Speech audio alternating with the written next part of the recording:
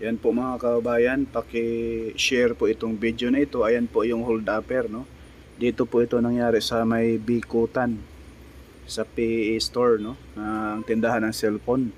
Ayan, nilimas po nila yung mga cellphone mga kababayan. Nagsulputan na po ngayon ang mga masamang loob, no. Ayan po, kilala niyo yung mukha niyan mga kababayan, yan, tatlong taong yan. Paki-share na rin po yung video natin upang malaman po ng publiko.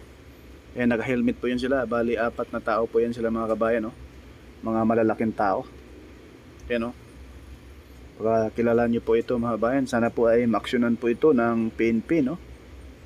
Sana po ay magawa ng paraan ng ating Pangulo at sa PNP Chief Acorda. Sir, baka naman itong mga hold upper ngayon ay mga masasamang loob ay nagsulputan na. Ayan po, sir, oh. Ayan, yung mga cellphone nilimas nila. Lalaking tao nito, ayaw magtrabaho ng patas. Ayan po, yung cellphone nilimas lahat halos. Ayan pa, maling-mali naman tong may-ari ng cellphone na ito. Binigay pa niya isang karton na puro cellphone. Ayan po mga bayan, kawawa, ubos yung paninda niya. Dilimas lahat. Dapat hindi na niya, dapat pinakuha na yung mga display na lang. Tsaka yung mismo mga stock niya ay hindi na niya nilabas.